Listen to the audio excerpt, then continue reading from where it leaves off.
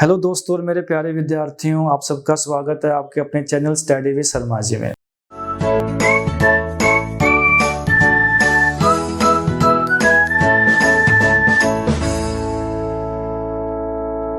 Students, मेरे प्यारे विद्यार्थियों, आज मैं आपको जो मोरल एजुकेशन देने वाला हूँ, जो उसका मेन जो आधार है वो एक कहानी है, वो एक स्टोरी है।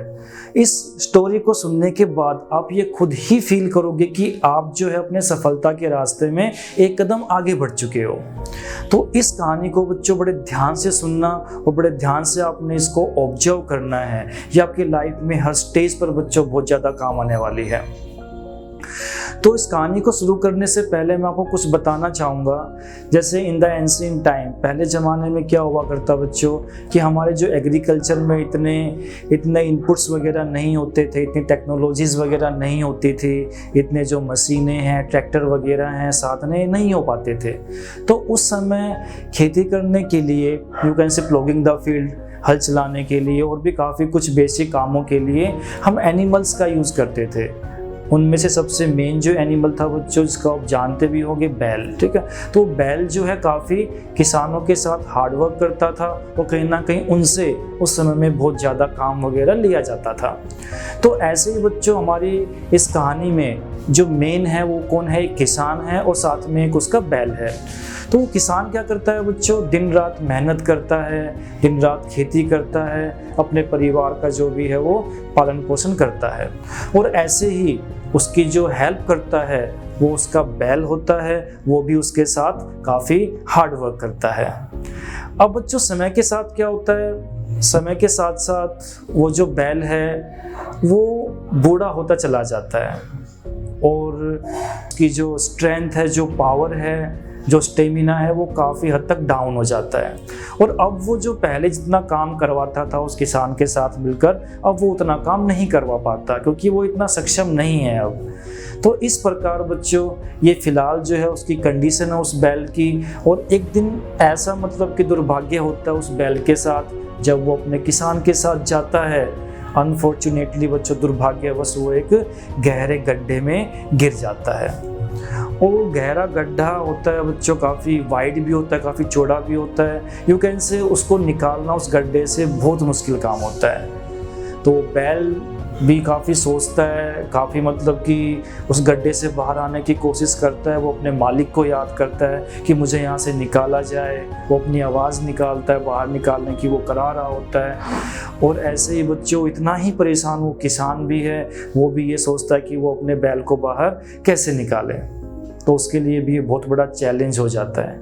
तो काफ़ी सोच विचार करने के बाद वो किसान ये सोचता है कि इस बैल को निकालना तो बहुत मुश्किल है और ऊपर से ये बैल अब काफ़ी बूढ़ा भी हो चुका। इस बैल से अब इतना काम नहीं लिया जा सकता जो पहले हो पाता था।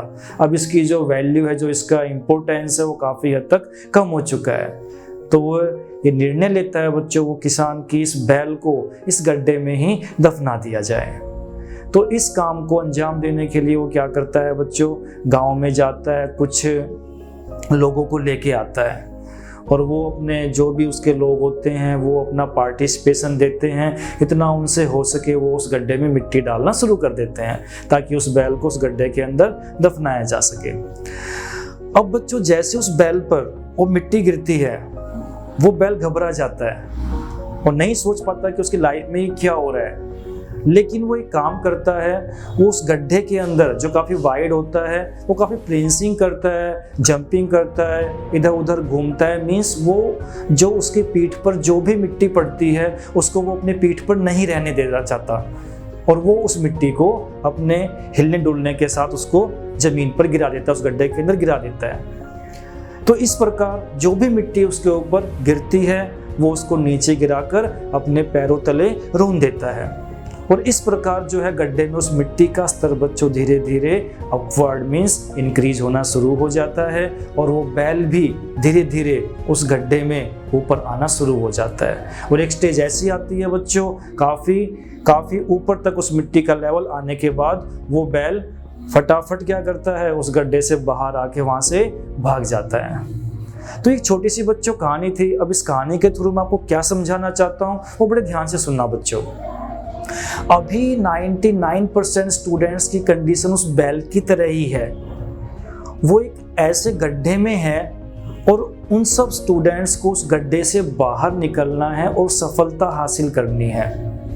और जो उस बैल पर मिट्टी डाली जा रही है, उन विद्यार्थियों के लिए जो उस गड्ढे में फंसे हुए हैं, ये जो लोग हैं, ये जो नेगेटिविटीज़ हैं, ये जो प्रॉब्लम्स हैं, ये उस मिट्टी का काम करते हैं। कुछ गलत संगत में हमारे स्टूडेंट्स पड़ जाते हैं और वो उससे बाहर नहीं निकल पाते। तो इस प्रकार बच्चों, वो जो नेगेटिविटीज़ है, वो गलत चीज़ें हैं, वो उस मिट्टी का काम करती हैं जो आपको नीचे ही नीचे दबा देती हैं, आपको ऊपर नहीं आने देती। तो आपको बच्चों उस बैल जैसा बनना है जो अपने ऊपर, अपने पीठ के ऊपर उस मिट्टी को टिकने नहीं देता। मीन्स कोई भी नेगेटिविटी होए, कोई भी गलत चीज़ हो, कोई भी गलत संगत हो, उसको अपने ऊपर बच्चों हावी मत होने देना।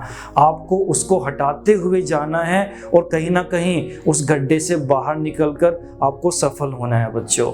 तो यही इस कहानी का मेन मोरल था बच्चों, कि जैसे वो बैल मिट्टी को अपने पैरों तले रोंदता है, ऐसे ही आप भी, जो आपकी लाइफ में मुसीबतें आती हैं, अपनी स्टडी को लेके, अपने कैरियर को लेके, जो लोग हैं आपकी बुराई करते हैं, जो आपको डिमोटिवेट करते हैं, उनकी बच्चों बातों को आपने क्या करना है, इग्नोर करना है, अपने पैरों तले रोंदना है और उसको नकारते हुए आपको आगे बढ़ना है। उस गड्ढे से, उस अंधकार भरे गड्ढे से बाहर आना है और आपको सफलता हासिल करनी है।